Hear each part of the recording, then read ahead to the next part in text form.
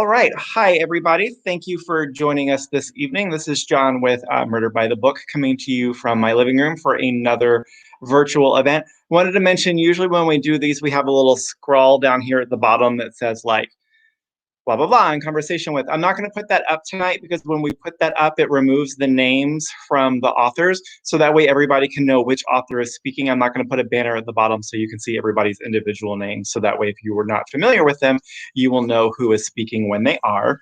So while we're giving it a few minutes just for everybody to come find us on Facebook and YouTube, I wanted to again say that I am John McDougall. I'm the event coordinator at Murder by the Book, and I'm also our resident cozy reader. So we're super excited for tonight's event. Wanted to mention a couple of quick things. We are now open for in-store browsing. So if you haven't been into the store for a while, we opened back up around Halloween. So you are welcome to come visit us again as long as you have a mask. And we're limiting it to 6 people in the store at a time, which has not really been a problem. We just say if you pull up and you see the parking lot's full, maybe just poke your head in and see where we're at capacity-wise, and we'll let you know either whether you can come in or whether you need to hang out for just a few minutes. Also wanted to mention real briefly, we've got a couple of other great cozy events coming up.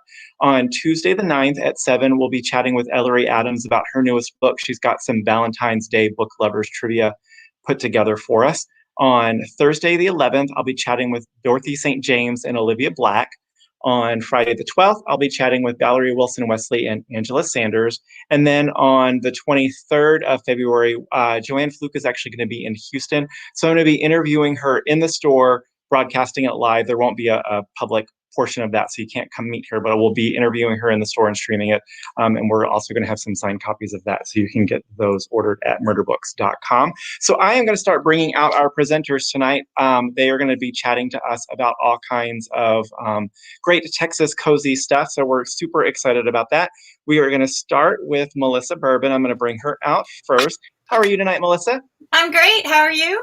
I'm good. Thanks for joining us. So for those of you who are not familiar, Melissa Bourbon is the national best-selling author of more than 20 mystery books, including the brand new collaborative Book Magic series, the Lola Cruz Mysteries, a magical dressmaking mystery series, and the Bread Shop Mysteries written as Winnie Archer.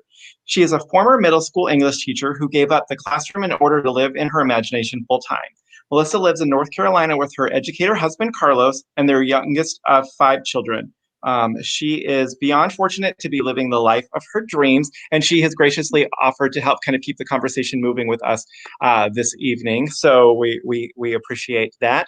Next, I'm going to bring out Rebecca Adler. How are you tonight? I'm good. Hi. So good to see you. Thank you. It's great to be here. So Rebecca Adler is the author of the Taste of Texas Mysteries, including Here Today, Gone Tamale, The Good, the Bad, and the Guacamole, and Cinco de Murder, which are some of my favorite cozy titles. Those are all just so great. Thank you very much. It's great to be here. Next up, we have Wendy Lyn Watson joining us. How are you tonight, Wendy? Good. How are you? I'm good. It's so good to see you. Good to see you too. So Wendy Lyn Watson writes mysteries of all types, contemporary, historical, and cozy. A graduate from the University of Michigan and the College of William and Mary in Virginia, she now teaches political science. Although she was born in Ohio and has called half a dozen states home, she currently lives in a college town in North Texas along with her husband and their 3 cats. Next up, we're going to bring out Diane Kelly. How are you tonight, Diane? I am great. So nice to have something to do on a Saturday night. Yeah. So Diane is a former state assistant attorney general and a tax advisor who spent much of her career fighting or inadvertently working for white-collar criminals. She is also a proud graduate of the Mansfield, Texas Citizens Police Academy. The first book in Diane's IRS Special Agent Tara Holloway series, Death and Taxes, and a French Manicure, received the Romance Writers of America Golden Heart Award. Book number 2, Death, Taxes, and a Skinny No Whip Latte, won a Reader's Choice Award. She has combined her fascination with law enforcement and her love of animals in her Canine Cop Paw Enforcement series. And there we go. She's got them there with her. And now we're going to bring out Amber Royer. How are you tonight, Amber? I'm awesome. Good to see you. So Amber teaches enrichment and continuing education creative writing classes for teens and adults. She spent 5 years as a youth librarian where she organized teen writers groups and teen writing contests. In addition to 2 cookbooks co-authored with her husband, Amber has published a number of articles on gardening, crafting, and cooking for print and online publications. And I was just saying before we were able to go live, we've been really lucky to be able to host all 5 of tonight's authors in the store at some point. So we're so excited to be able to bring them all together virtually and do this panel. So if you guys are watching with us on Facebook and YouTube, if you have questions for any of the authors, please post those in the comments. I'm going to be monitoring the comments, and I will pop back in a little bit after they've had some time to chat, and I will relay any of those questions. So I am going to pop away and let them get into it, and I will see you guys all in a little bit. Thank you. Bye, John. Hey guys, everybody out there watching, and you guys, my fellow cozy mystery writers. I'm Melissa Bourbon. I also write as Winnie Archer, and we all got together and talked for just a brief minute before we started, and we wanted to take a moment to thank independent bookstores who are so important to us, to readers. We depend on each other. So just a quick nod, thumbs up to all the independent bookstores out there. And, we encourage you to patronize them as much as possible. So we're going to just take a moment to go around and introduce ourselves again, give a little bit more information. Diane was super prepared with copies of her book, which mine are up there and I cannot reach. Oh, Amber too. Okay. Oh my gosh. Yeah, Wendy, yeah. We were not prepared. All right, so I write several different series. The first is the Lola Cruz Mystery series, featuring a novice PI who turns into a less novice PI by the end of the series. That is a complete series with 5 books, takes place in Sacramento, California. And then I have the Magical Dressmaking Mystery series, which is my series set in small town Texas, which I'll talk a little bit more about later. It's also finished at 6 books. One of my favorite series, well, I don't know, I love them all, but I do love this series because of the small town Bliss, Texas, and Harlow, my sleuth. I have the Bread Shop Mysteries, which is an active book series. Book 5 just came out. Book 6 comes out in April, and then book 7 in the fall. And then with my fellow unprepared with our books friend Wendy, we have the book Magic Mystery series that we have started together. And it's a very cool bibliomancer series that we'll talk a little bit more about later.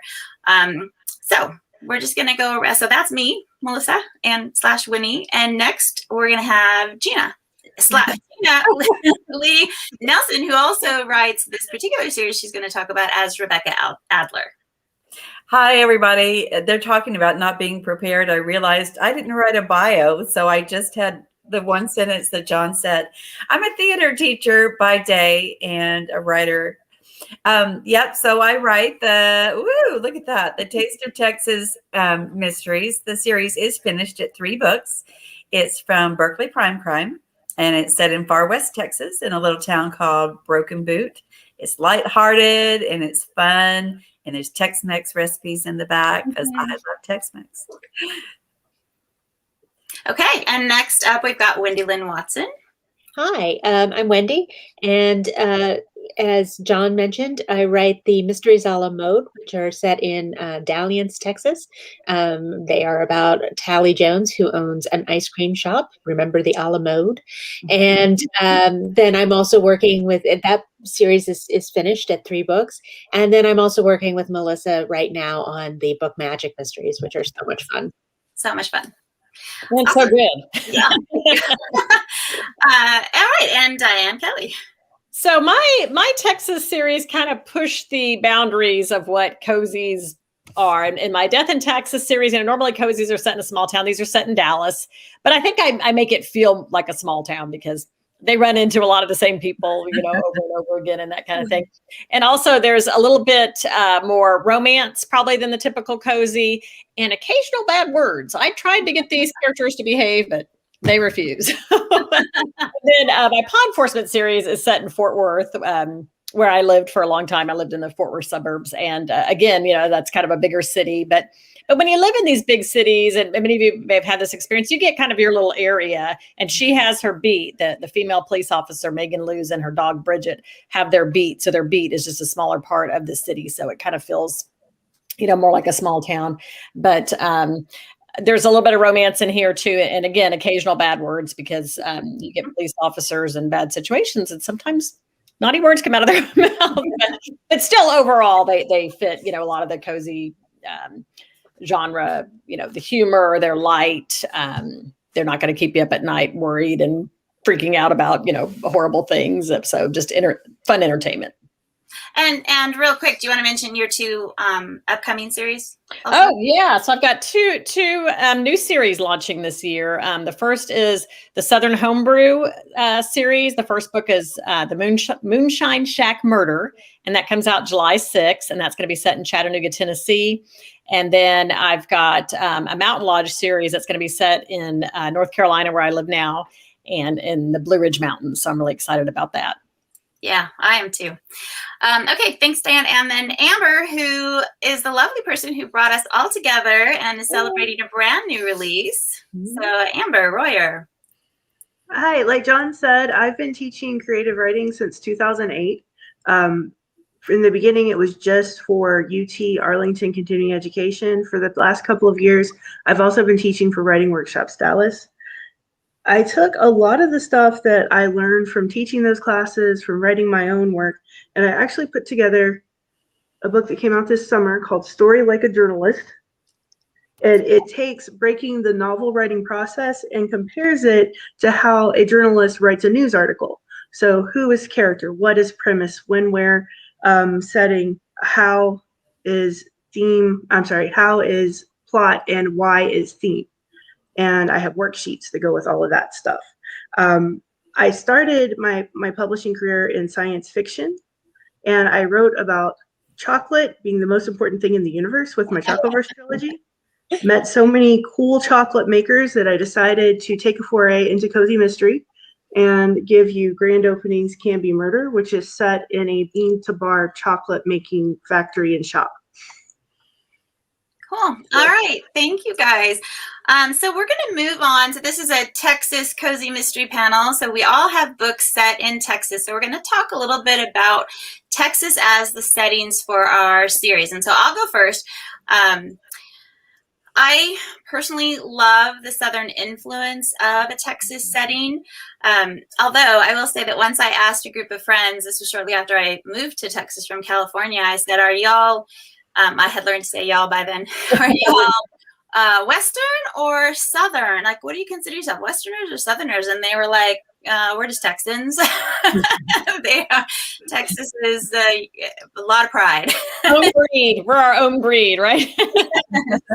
Yeah, and I love that. I mean, I think as a place to set a book, it's a lot of fun because you do have characters that just are so ingrained in their setting and in their environment. And Bliss, Texas, which is my fiction town, which is modeled after Granbury, which is a cute historic town, is just one of the places I would love to live. So as a place to set a book, Texas is pretty darn fun. I don't know. What do y'all think? What all y'all think? I definitely think so. I mean, the setting for my series is, it's not quite a historic town. It's the town of, my town is Broken Boot, Texas.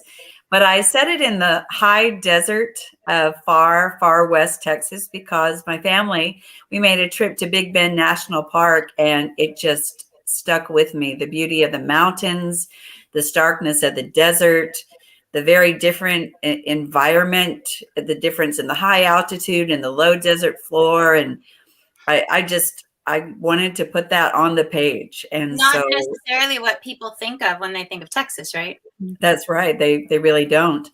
And the cities of Alpine and Marfa, where they actually like UFO space lights exist. I mean, how could I resist? We went there for my 50th birthday to Big Bend. It had been on my bucket list for years. And I'm like, we need to go. And we loved it. It was kind of a scary place because it was so remote. And you felt like if anything goes wrong, it's going to take a while to get to a hospital. And we actually got stopped on our way driving into Big Bend by a law enforcement officer in this huge SUV. And he came up to our window and he had this huge, like, I don't know guns really, but some kind of long Very looking thing. thing. And we were in an SUV, so I don't know if he thought we might be smuggling people or something. It was rifle? I don't know. Yeah, some kind of rifle. Yeah, so it was very different because it's like the Wild West out there. Yeah, it's there's a lot of stuff going on out there that a lot of crimes and just it's a very dangerous, very kind of primitive part of the state. But it's definitely interesting. So why? I'm sorry. I'm sorry, Melissa. What I was going to say is I liked what you said about language and Southernisms because I'm Southern and I was able to incorporate my own Southernisms and add some Texas sayings that people think are funny. So that fit right in with what I was trying to do. Yeah, I have a friend. He's born and raised. Hey, Charlie, if you're out there, born and raised Texas, and he would throw down some phrasing, and I would be like, "What? Hang on, get out my notes on my phone so I can write that down real quick because it's going in a book." It's pretty amazing. So, Dan, why did you set your death and taxes where you did? Well, the focus for that series is on white collar crime. So I figured, Dallas, there's a lot going on there. It's a city people are familiar with from the show Dallas, and there would be a lot of financial things going on there. So that seemed like kind of a natural place to be having an IRS agent who's going after white collar criminals, Bernie Madoff type people there. Plus Dallas, it's just interesting, having Dallas and Fort Worth, for those of you who aren't familiar with the area, they're kind of like Dallas is sort of the sophisticated big city, and Fort Worth, that's only 40 miles to the west, is kind of its country cousin, has a very Western personality and has stockyards and things like that. And it just, they're very different. So it's kind of interesting, that I got to set my two Texas series in those two cities because they have very different flavors. Kind of old money versus new money too is how it was described to me. Yeah. That's kind of a good way to describe it. And Fort Worth just feels older. Mm-hmm. It was real, famous for during the cattle drives, it was a big stop. The Chisholm Trail goes through there and that kind of thing. But yeah, it was fun setting stuff in Texas because Texas has this larger than life, iconic reputation. And even, my husband, when he was in third grade, they lived in England and people knew Texas and England, and we don't necessarily know the different parts of, other countries, and so it's interesting that Texas has this huge, reputation and it's fun to write too. I think people go into it thinking this is going to be a cool place, an interesting place. And yours, Amber, is set there too, right? In Galveston, but it's interesting. That's right. I knew that. Yeah, it's interesting what Diane says about Texas being recognizable. I live in the Dallas area now, and in 2018, we went to Tokyo, and trying to tell people where I was from, everybody was like, "Oh, where JFK got shot."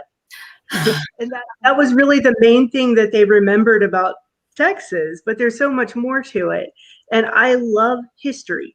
And that's kind of the cool thing about Texas is there's so much history, even if you take one section just like Galveston. So I grew up on the Gulf Coast in the Beaumont-Port Arthur area, which is very close to Galveston.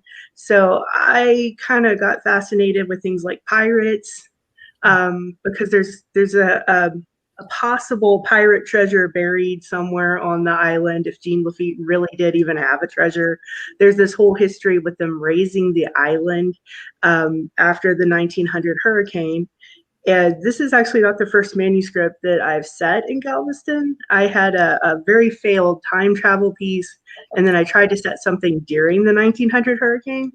And so I feel like all of the research that I did for those books kind of came into play along with thinking about my own childhood, because at least once a year, my family was one of those that if it's possible that there's going to need to be an evacuation, we evacuate. And so as this book is progressing, I have a storm rolling in and everybody's talking about, oh, what if we evacuate? What if we evacuate? And my character's like, if we evacuate, then all of my suspects go away and all the clues are gone. So I have to solve this before that happens. And so giving her that weather gave her both a ticking time clock, and then it ties into the theme because it's all about renewal and reinvention. She's a recent widow coming home to start this chocolate dream instead of being a physical therapist, which she was before. And Galveston itself, if you look at what happened after Ike, what happened after Harvey, even what happened after the 1900 hurricane, it's all about adapting, renewal, reinvention. So it all just kind of tied in. That's very cool. So it's all parts of the state, really, that we have represented. So Wendy and I live together in Denton, Texas, and so Dalliance, I see a lot of similarities. So tell us about Dalliance, Texas. Yeah, I definitely modeled Dalliance off of Denton, and I think one of the things that I like about this town is it feels like a small town. We've got the cute little courthouse square and all the little businesses that have been around since the 1940s or 1950s, but we're right next to Dallas-Fort Worth, and so it's also has a complex culture. I think that's one of the things I love about it so much. And I think it's really interesting. We're setting, like you pointed out, we're all set our books in Texas, but in totally different parts of Texas that all have totally different feels, because Texas is so incredibly diverse. It's a really rich pool from which to draw ideas. Yeah, it's just vast. I mean, yeah, it's incredibly huge. Okay, so that was not very enlightening. It's incredibly huge. Okay, so we're going to move on to our characters. So readers, in my experience, become really hooked on a series because they love the characters. So let's talk a little bit about our sleuths, first of all, and then how in what ways are your various sleuths influenced by you or similar to you? Because I find that mine are quite similar to me in a lot of different ways. Anybody want to jump in? Well, I'll start. So my sleuth in my ice cream books, Tallulah Jones, Tally, is recently divorced, and she's started a business, much like Amber's talking about, that sort of getting starting over, reinventing herself. And she lives with her cousin Bree and Bree's daughter, and they have this really close bond. I think something that Melissa and I both do is focus a lot on female relationships and the importance of family and friendship. And so Tally is she considers herself very ordinary. So she's got some insecurities, and she's really trying to get past this dark period in her life with her philandering husband. And so I think she's like me in the sense that she is unsure of herself a lot, and is sort of does things impulsively and then realizes, oh my God, I can't even believe I did that. What did I just do? And so she's a really fun character to write in that regard. Yeah, I love her. And then she opens the ice cream shop. Yeah. She, falls in love with making ice cream, which again is something that I have in common with her. I am absolutely fascinated by how to make ice cream, and I make my own at home. So yeah, I really had a great time researching that. I bet. Yes, I'll try that flavor and that flavor. How do I describe this flavor? Exactly. Writing about making caramel, about making fudge. It's good. Yeah. Yeah, it's all good. Amber, how about you? What's your character like, and how is she influenced by you? Okay. Some of the things that I share with her is the whole travel bug thing. And I met so many craft chocolate makers, like I said, when I was promoting my other book series. And they had a lot of things in common with each other. This whole sense of adventure, a lot of them would go to Origin and meet farmers and all of that kind of stuff. They just had an interest in the world and cultures and learning languages and all of those kind of things. And I was telling somebody that if I had the means and opportunity, I could see myself being a chocolate maker. One of the most fun things in doing the entire series was designing her business model and decorating her little shop and what the labels on her bars look like, because they're these greeting cards with her bunny rabbit on the cover and everything. And learning about the industry, researching it, it's so fascinating. It's kind of like winemaking. in the way that you're looking at terroir and origin and all of that, I'm also a big foodie. And most of the characters in this book are foodies in one stripe or another. And there are recipes. We decided to do a QR code so people could actually go to the website and see videos and pictures of making the recipes instead of printing them in the back of the book, because I also do food and social media and such. Like me, my character has a love-hate relationship with her social media accounts. And there's a good deal in the book about finding authenticity and how you portray yourself online that makes you feel real and you, instead of like you're trying to fake it until you make it. And there are a bunch of different characters dealing with different aspects of social media in their own lives that teach her lessons about that. And like me, she's dealing with, coming into her own and figuring out what she really wants and, all of those things, even though her circumstances are totally different. And I think that's one of those things that we write ourselves into everybody, no matter what, even though there's other aspects where we're like, well, they're a lot like so-and-so and so-and-so and so-and-so, or demographically, they're completely different than you. Once you get into their head and start to think like them, you'll find something that's like them, or that's like you about how you wrote them, even your bad guys. Another thing, I know there's some channeling of the bad guys, right? It's kind of scary when you realize that, isn't it? I realized that before too, like, I could think this way. This killer is making sense to me. This is not good. So Diane, what about your sleuth? So my Death in Taxes series, it's an IRS agent. So of course, she's got a tax background like I had. And as John mentioned, I accidentally, inadvertently worked for white collar criminals a few times. And it caused me to become fascinated with white collar crime, because here was people, that I had been in an office with, and they were getting arrested by the IRS and for various things. And I just thought, well, why do they do it? All these people had enough money. They didn't really need money. But I thought, well, did they want more? Was it greed? Was it power? Was it some kind of thrill? Why did they do that? So it was kind of fun to get to explore that in these books. And my character was kind of exploring, trying to figure out, why do these people do these white collar crimes? And it was also just kind of fun. She's kind of like me and fascinated with the how of it, because there's just a new financial crime all the time, and the way that they carry them out. I mean, just like this whole GameStop thing last week, I guess that wasn't really a crime, but just the manipulation of the markets and how they played with that. I just find all of that really kind of neat. That can make it into a future book. Maybe, yeah. Maybe I have to do that. Do something with the stock market or something. And then in law enforcement, my main character, Megan Luz, is she's pretty methodical, which I tend to be methodical about things. Like even my writing process, I do, a pretty detailed outline before I start writing. So how she goes about solving her crime, she's pretty methodical. And of course, she works with a dog, and I'm a big dog lover. This is my Bridget right here that I take for my book signings. And I've got 3 dogs. I couldn't have them in here with me, or they'd be knocking the computer over. So they're not very well behaved, but so we have that in common, the dog thing. And Gina, what about you?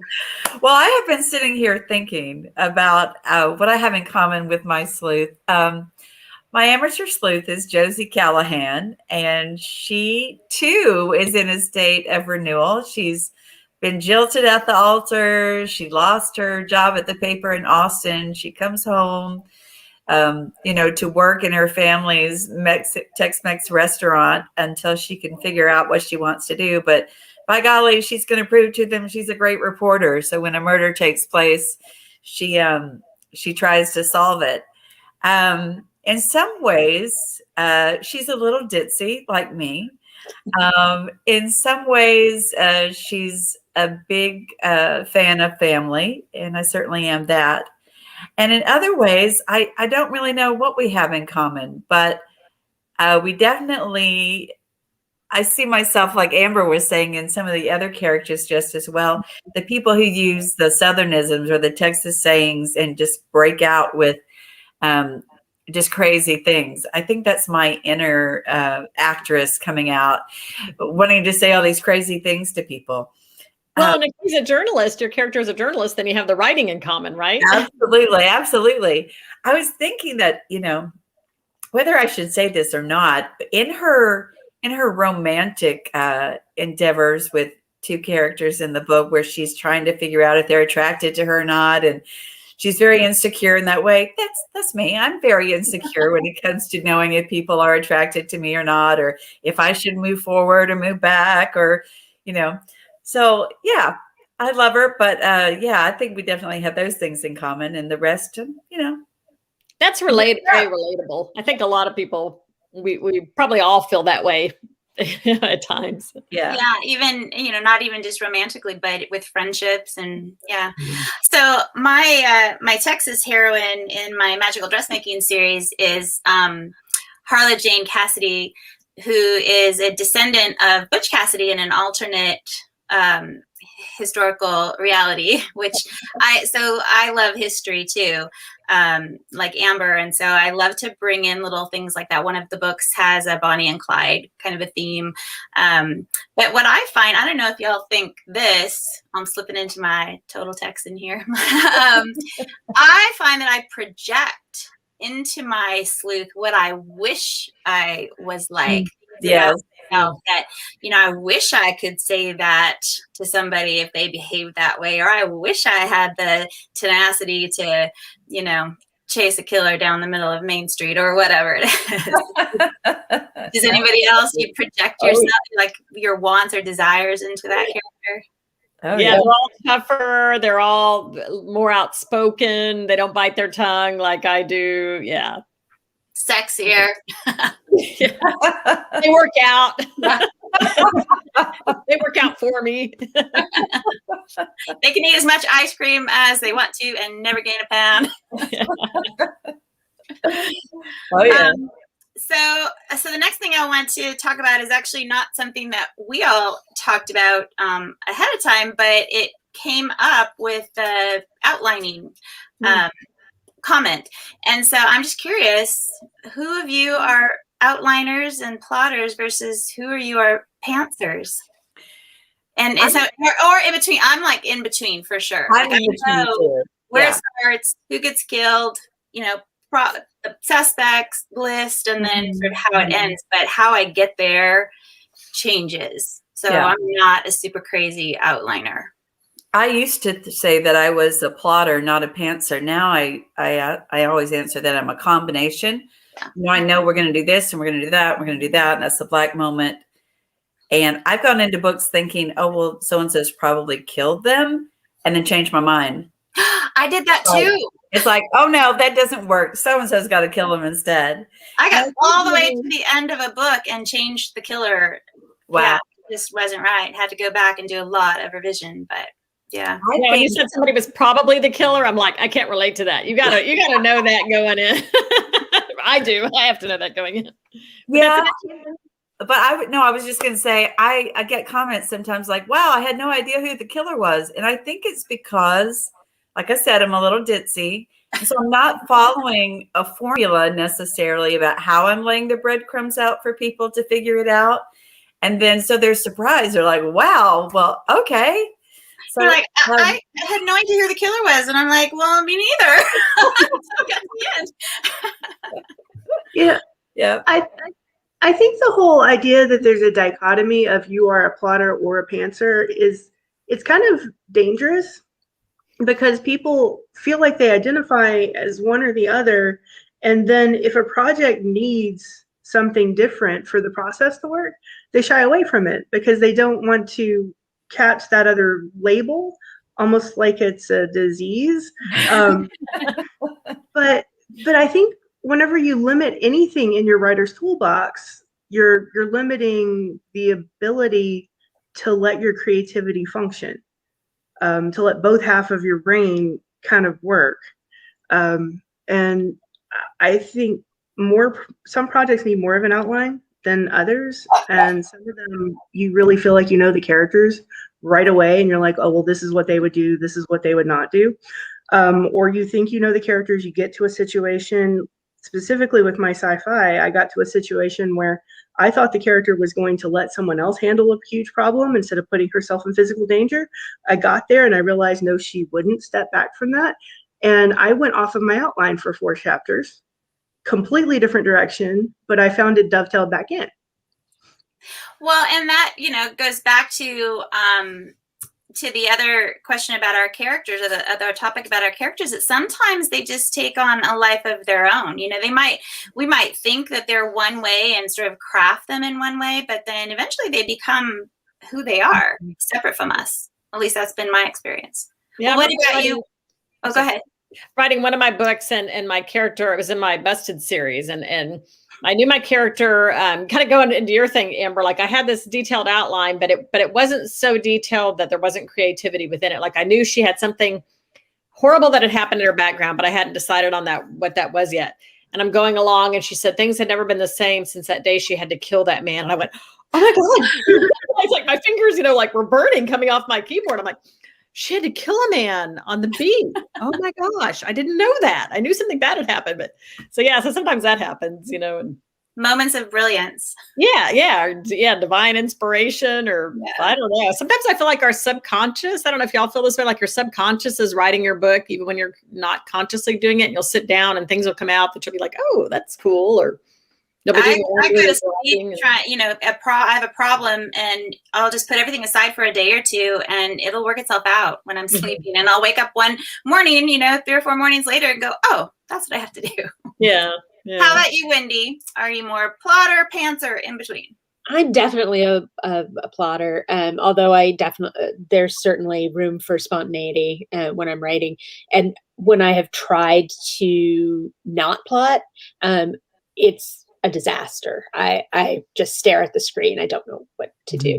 I've got to have a direction. And I think it's been really interesting, Melissa, working with you on the book magic mysteries, because we're working together, we sort of have to plot, because we have to identify sort of points in the story or in the arc of all the books that we're going to sort of take on. And that's been one of my favorite parts about writing, that is coming up with those points with you. I agree. And like I said, I'm really a combination pantser and plotter, but the book magic, the whole entire series that we created this arc for, and then as a result, the plot for the first book, which is Murder in Devil's Cove, was more plotted than anything else I've ever written. And I do admit it came a lot easier as a result, because I did have more direction. There was less of the brain filling things in. So yeah, but still my brain doesn't automatically go to that plotting process. So, but it's good at it when you do it. What? I said you're great at it when you do it. It's been so much fun to plot with you.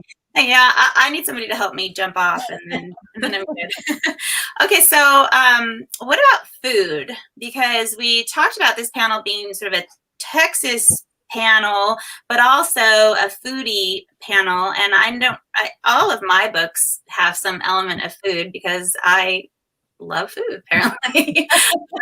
Lola's family, like your characters, Gina, has a Mexican restaurant, and then I have the bread shop series, so there's a whole bread shop element. And then even in the ones that are not food, themed, there's always food stuff going on. There's a bakery, and there's a coffee shop, and there's lots of cooking going on in the old-fashioned kitchen and stuff like that. So how does food factor into your life, your experience, and your books?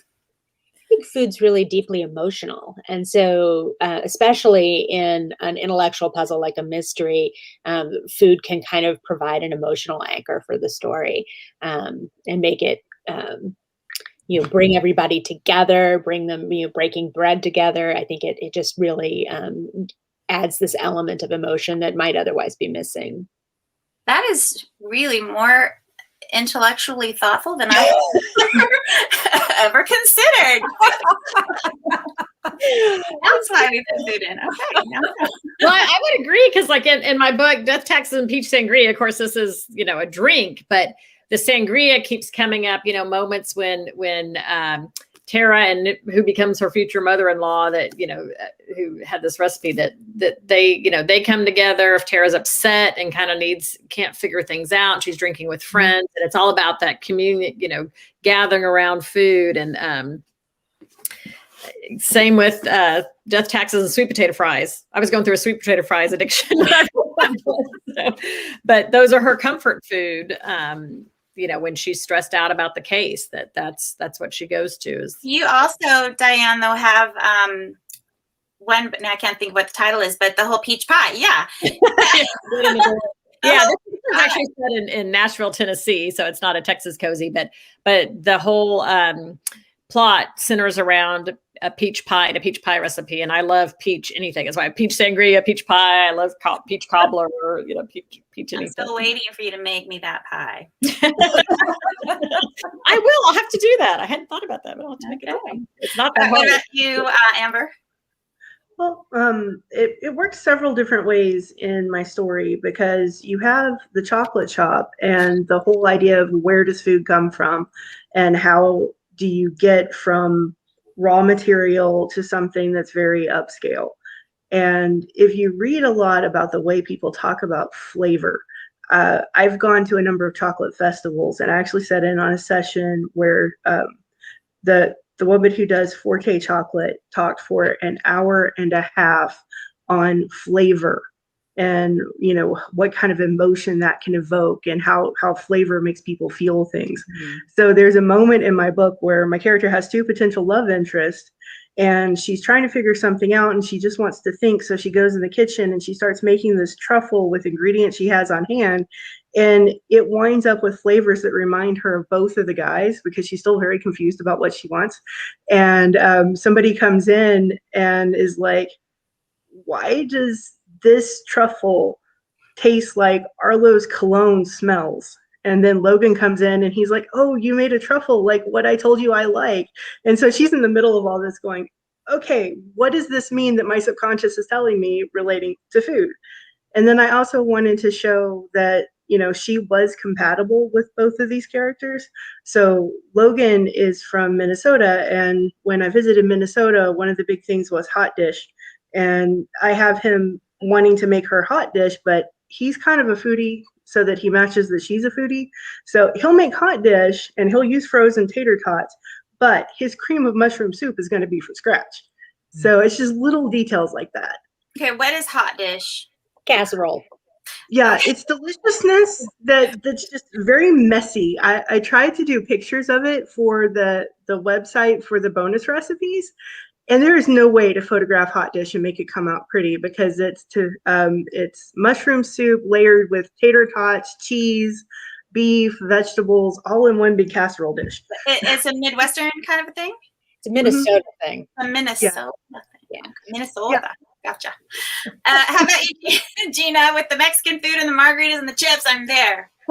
Absolutely. I mean, my titles are Here Today on Tamale, The Good, the Bad, and the Guacamole, and Cinco de Murder. No subtlety there at all. It's all about this family Tex-Mex restaurant, and I love Tex-Mex, and so it feeds my soul. I get to describe Tex-Mex in many scenes. No, it's just an essential part of the story, and I was thrilled to be able to do some research as I was writing it. I had plenty of good reasons to eat more Tex-Mex. Yeah, wait, what goes in guacamole? Oh, I'm gonna have to order some. Melissa and I were thrilled to discover there's a Chewy's in Raleigh. Oh yeah, because you can't get only Tex-Mex you can get out here. They actually, there's been a couple places I've gone to that have potato enchiladas. Whoa. Which I'd never heard of until I moved to North Carolina. And it's kind of like mashed potatoes inside of an enchilada. And I'm laughing about it because it sounds so crazy. Actually, one place it was decent, but it's not what I was used to. I have very fond memories. I mean, being on this panel with you guys is crazy, because I have very fond memories of when I started this series, talking to Melissa, talking to Wendy, talking about setting a series in Texas and what that would be like. And with Melissa's background, I mean, she knew so much about making tamales and tamaladas and the whole family element. You know, it really inspired me when because I'm Mexican by marriage. Yeah, I love it. Queso too. Can't get good queso over here. And it's not California. Yeah, it's just Texas. Yeah. Let's see. I didn't talk about food so much for mine. My bread shop series has all kinds of bread, and I put recipes in the back also. I don't know about the rest of you, but I get people commenting all the time that they're hungry while they're eating my bread. My mom, you make me hungry. I want some bread. Do you guys get that kind of a comment with your food stuff? Absolutely. Absolutely. Everybody's like, why did you make me eat so much chocolate? Yeah. And ice cream. Okay, so I wanted to talk a little bit about the actual crafting of the mystery. So I think people read cozy mysteries and series books for the characters, which we talked about, but also, like Wendy mentioned, there's this intricate puzzle that needs solving. So this is that question we all love, where do you get your ideas?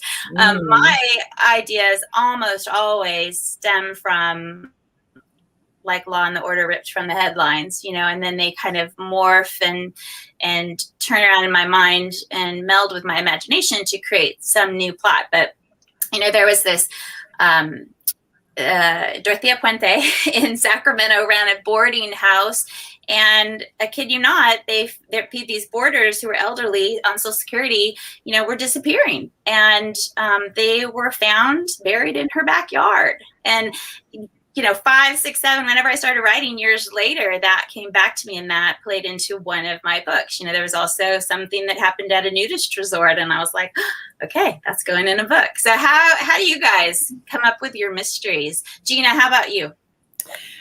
Well, I don't think there's any consistent way. I certainly try to read small town papers whenever I see them, just to get an idea of, you know, I'm from the Dallas area too, but try to remind myself about what are those everyday events going on. And in my books, I have several festivals and baking competitions and tamale eating contests and things like that. But when it comes to the mystery, I'm really inspired by humor. And so I don't think I consciously do it, but they always end up dying in just some crazy, it's kind of a crazy way they die. And I don't know if I go to the part where what's the craziest way they could die. I don't know. I'm not answering the question very well. I don't have a criminal mind, so I'm not thinking necessarily about the puzzle side of it. I'm probably thinking more about the humor side of it, and then trying to take it backwards and see how that could really happen, and how I could make that really happen, and who would kill somebody that way. So I'm filling in the parts backwards. That's your teacher brain, because you're backwards mapping, right? Ooh. How about you, Wendy? What inspires your mysteries? I'm like you. I definitely watch the news, and I'm a total true crime junkie. I'm absolutely fascinated with anything that's on investigative and ID, that network that has all those shows. Mm-hmm. And then I worked in the court system for many years, and both state and federal court, and definitely saw a lot of. I'm particularly interested in why people commit crime, sort of the motive. Mm-hmm. And I think that that particular aspect of a crime is what tends to make it sort of bubble to the top and be something that I want to write about. But I often find that, you know, when I'm working on something, news stories will suddenly pop up, and I end up using an amalgam of a bunch of different things that have been going on, you know, or random weird events. But it often comes from real life. Absolutely. How about you, Amber? Well, I think I delve more into fictional crimes than actually watching the true crime stuff. I'm more likely to turn on one of the funny kind of ones, like Monk or Psych or something like that, where the crime always seems to somehow be fitting for the victim. Mhm. And so when you look at it, if you have an employee at a chocolate shop who's embezzling, being poisoned at the chocolate shop, on so many levels, it fits all the tropes. It kind of makes sense. And it puts everything in motion to put the chocolate shop front and center, which I wanted to do with this first book. Mhm. So that's interesting. So Diane, I know that not all of your books have murders in them, and that's something that speaks to you, right? That not every crime you want to be a murder like the rest of us. Right. Pretty much both of my Texas series, there's very few, there's a few bodies in those, but there's very few. So kind of to your point and to Wendy's point, 2 points y'all made. So Wendy said something about, the why would somebody do this? Like, I love exploring that. And that's when I think of, I decide on a victim and I'm like, well, why would somebody kill this person? And the why leads to the who. And then you had a point. What was your point? I'm trying to think what it was. Oh, it's taking things from the headlines. So I'm the same way. Something will stick with me. Like in Paw of the Jungle, we've got animals disappearing from a zoo. And I remember hearing about these animals that got stolen from a zoo. And I'm like, how does somebody get out of a zoo with an animal? And so I was just fascinated by that. I thought that's kind of interesting to explore. And didn't you watch Madagascar? I did, but I've kind of forgotten what that was. Yeah. My Death in Taxes series, I would hear about all these white collar crimes. In fact, I had subscribed to the IRS has an office called the Financial Crimes Enforcement Network, FinCEN, and they would send out emails that talked about what are the latest things they're looking at. And so I would take those directly from what they were, when the mortgage stuff was going on, there was mortgage crimes and then there was money being funneled to terrorists, so a lot of those things I pulled from those for those plots because that's what truly was happening. And it was very interesting too, to see how that evolved over time, who their big targets were. Yeah, that's interesting. I have one little quick story to tell. So I was in an airport actually traveling back when we were moving. We had been house hunting, and my editor called to say, there's a book coming out shortly before yours, and the plot, there's an element of the plot, like a core element that was very, very similar. And they had a similar cover idea. So she's like, we can still do this, but can we push it till next year? Can you come up with another plot? I had been sitting in the airport reading the local news, the Denver news. And there was this article about a funeral home and this funeral director who is under investigation for some crazy stuff, which I'm not going to go into because it's in the book. and I was like, this email from my editor came at just the right time because I read this article and my brain just went crazy. Like, oh my gosh, I have to write this into a book. Wouldn't this be fabulous? And I did. And that's Flower in the Attic. And to me, it's one of my favorite books that I've written. But it was completely from that news article. Like the whole thing just sprang to my head. What series is that in? That's in the Bread Shop series. Yeah, it was the fourth. I think it's the fourth one in that series. Yeah. Fourth one. The Walking Bread. What's your favorite title of your books? The Walking Bread, I think might be mine, or Flower in the Attic. First, I Scream, You Scream is my favorite. I love that one too. Yes. I've actually drafted the second book in the series, and it's going to be 70% Dark Intentions. Oh, I like that. Ooh. Say it again, Amber. 70% dark, like the chocolate grade, but 70% dark intentions. Oh, that's so good. I'd have to say for me, it's either Paw Enforcement or Death Taxes and a French Manicure. I liked both of those. Ooh, I like that. For me, it's The Good, the Bad, and the Guacamole, definitely. They're all so good. They're all so funny. Okay, last thing before we ask John to come back and join us and see if there's any other questions, or just raise your hand. We don't have to elaborate. If you've ever killed somebody in your book that was inspired by somebody that you would really like to do in I've only written 2 so far. Okay, Wendy and I are being honest. I don't know about the rest of you. I've made fun of people in the book or made them be like stupid characters or something. No, like road rage. Oh, I'm going to kill that guy who just cut me off and flipped me off, and he's going to choke. I killed a Not coworker. yet, at least. What, Amber? I said I've only written 2 so far, so not yet, at least. I killed a coworker. I'll be anxious to ask a question in a year. Oh, yeah, mine. Well, I had a big one, actually. And that book's coming out pretty soon. It's in April. And yeah, I mean, I would not be sad. No, that's horrible to say. How about you, Wendy? Do you want to elaborate? You don't have to.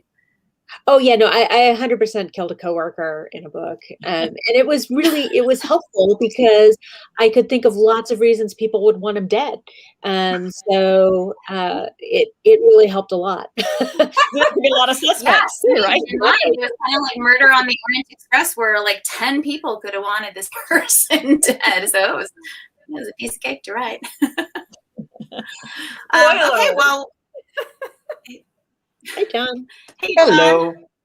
So we do have some great crowd questions. This do you have has any been questions fantastic. for us? Yeah, we do. Can you guys hear me? Yeah. Yes. Okay. So first up, Kelly wants to know, let me see if I can show this on the thing. Kelly wants to know, which book of yours would you recommend a newbie to read first? Let's start. Let's keep going in order. So we'll start with Melissa. Okay. I mean, I think the first in series is always a good bet. So for me, Pleading for Mercy, pleating like pleats of a dress, because she's a dressmaker, is the first in the magical dressmaking series, and then Kneaded to Death is in my bread shop series. So I would go with either of those. If you like something sassier, then I would go with Livin' the Vida Lola. And then always Murder in Devil's Cove. I would just say, read all the first in series. Yeah. And in my series, the first book is Here Today, Gone Tamale. Definitely start with that one. Yes. Yeah, my first is I Scream, You Scream. Definitely start there. And I'd say Paw Enforcement. I've loved all my books, but the dog in this book just kind of steals the show, and people loved her, Bridget. So she doesn't talk, but you have chapters from her point of view, and people have seemed to love that. So I'd say read Paw Enforcement. This is the only one I've got so far. Mystery. I mean, if you want some space opera, go check out Free Chocolate, because that's actually the best title ever. Chocolate's the most important thing in the universe. But yeah, Grand Openings, Can't Be Murder, Book 1, Bean to Bar Mysteries. Which just came out this week, right? Yeah, on the 2nd. Yeah. Okay. Congrats. Thank you. I've got a Tuesday release, Murder with a View. Ooh. This is actually my Nashville set series, but it's a house flipper series. So breaking the rules about Texas, but it comes out Tuesday, and it's got a cute little cat that has Sawdust that has his chapters in there too. The thing about Texas is there are no rules. Yeah. Right. All right. So next up, Lindsay wants to know, what drew you all to Cozies as writers? Let's start with Melissa again. Okay, so I had written the Lola Cruz series, which is a PI caper series. So funny and but she's a professional of sorts. She's an office, but she's a professional. And that series was done, and I was just thinking about what to do next. And my agent and I brainstormed. I wanted to stick with mysteries because that's what I loved to read. And we talked about the small town and just all of the elements of things that I liked. And so she's like, you should try a cozy. And I'm like, what's a cozy? So that's kind of how it started for me. And so that first cozy was Pleating for Mercy. And for me, I was writing a sweet romance. I went through a terrible divorce, and I wasn't feeling very romantic anymore.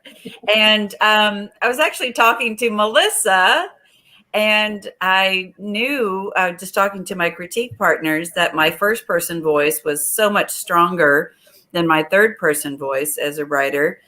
And she said, well, cozy mystery might be a fit for you because you have such a strong first person voice and you like to write sweet. And I was like, okay, so the rest is history. Yeah, that's cool. Like Rebecca, I started in romance. In fact, that's how I met Rebecca, was through Romance Writers of America. So I started writing historical romance, and it wasn't terrible. It wasn't terrible. No, not It was terrible. fantastic. It's okay. Once upon a wallflower. Once upon a wallflower. Go at it. Once upon a wallflower. You can actually read for yourself. It's not bad. But there's a body in it. I found that I couldn't.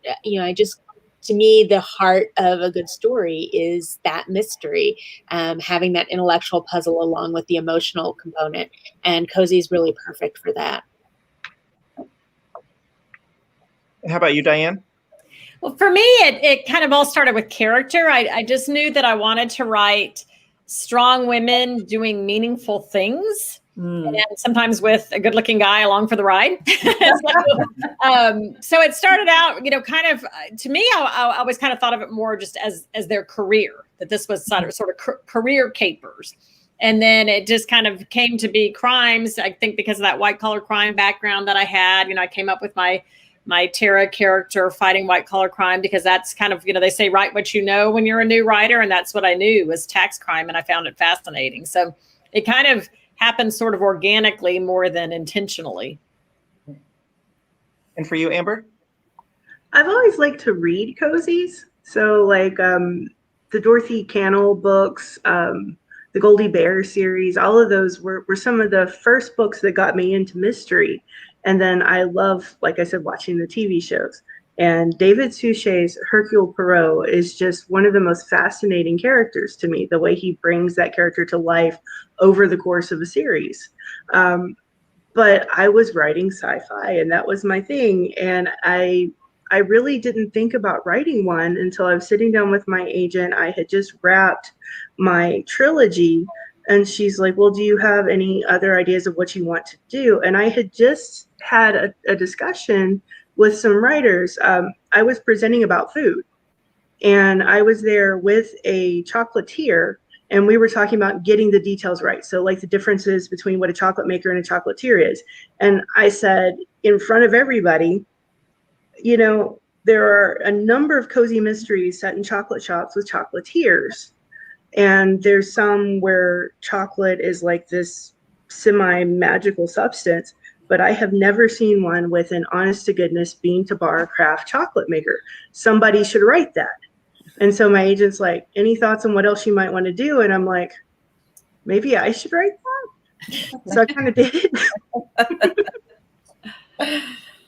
Awesome. So this is a great question from C. Davis. So of course, as you guys all know, as Texans, weather is such a part of Texas, whether it's weird snowstorms, hurricanes, tornadoes, we have earthquakes, like we have it all here in Texas.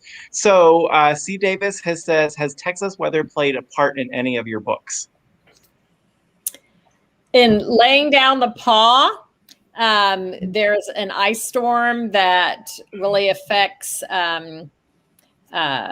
one of the characters in the book. And it was interesting because one of my reviews, somebody said, oh, this author must have never lived in Texas because we don't get ice storms. I'm like, yeah, we do. I can see some news articles, and I remember toilets freezing in Dallas when the electricity was out.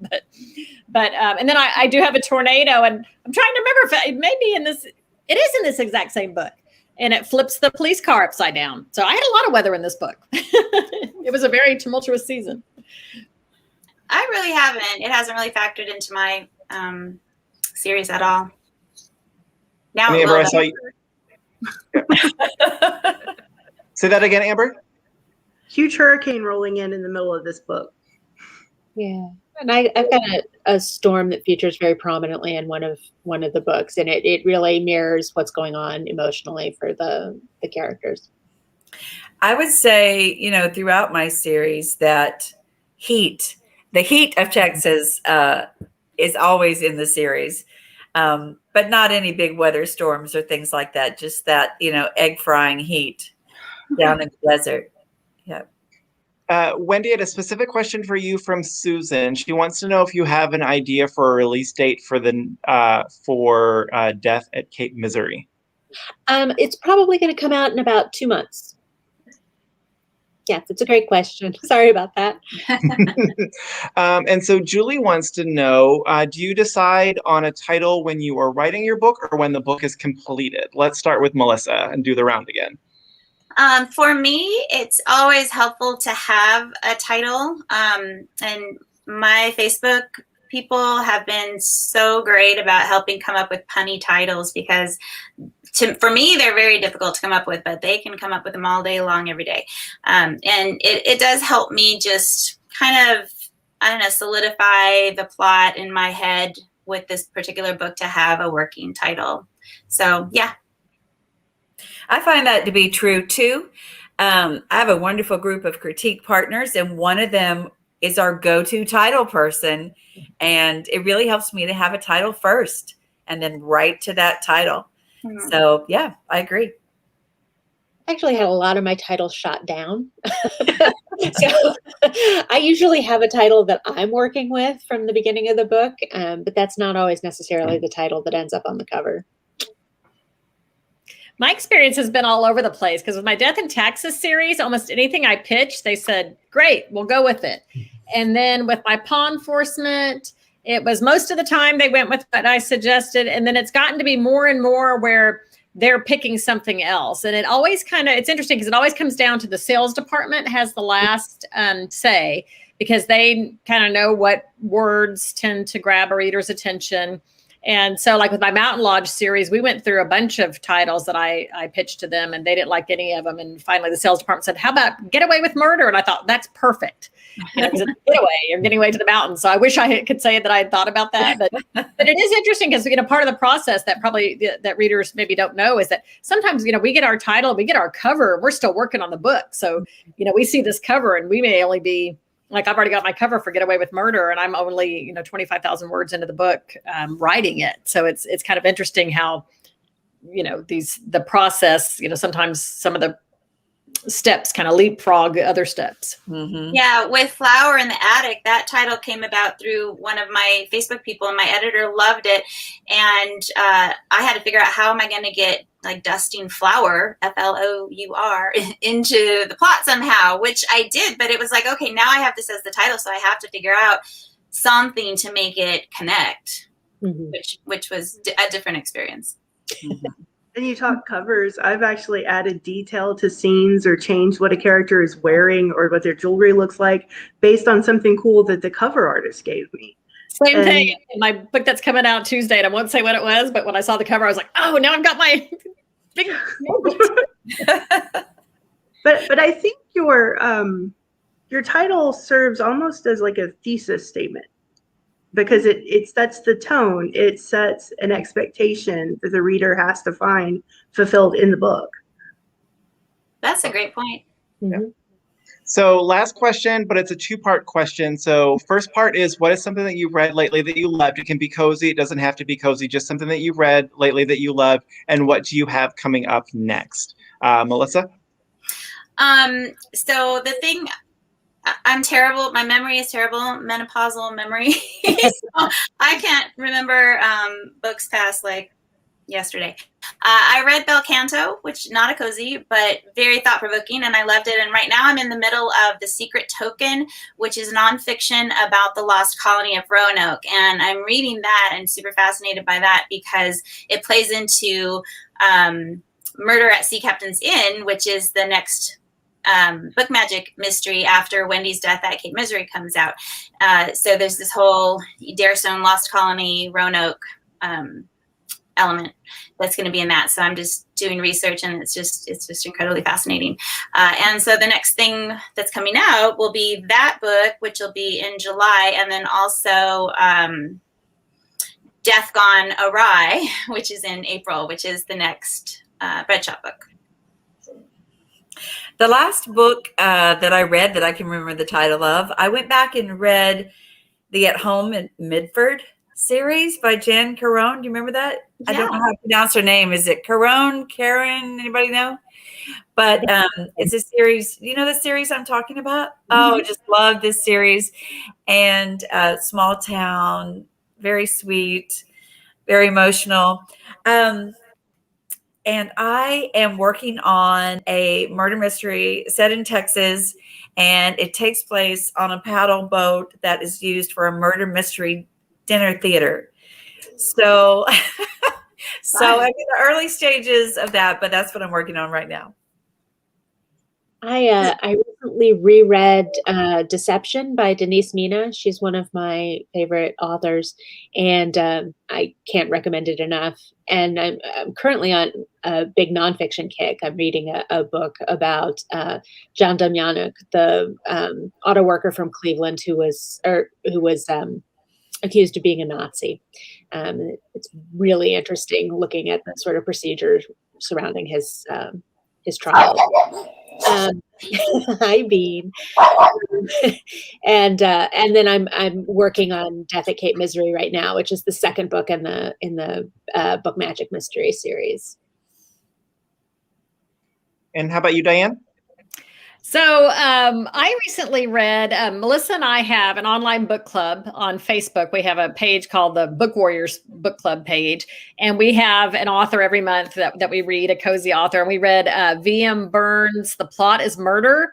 And I loved it because her character owned a mystery bookstore, very similar to Murder by the Book. And she was also a writer, and she was writing this historical mystery that kind of tied in with the real mystery that was happening. So there was just a whole lot of really neat elements to it.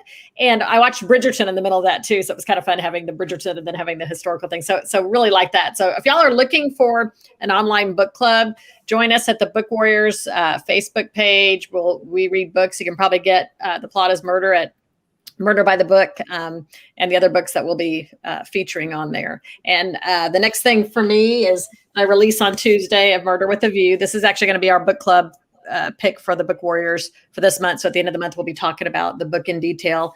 And then I've got my 2 new series debuting this year. The Moonshine Shack Murder comes out July 6th, and Get Away with Murder comes out in October.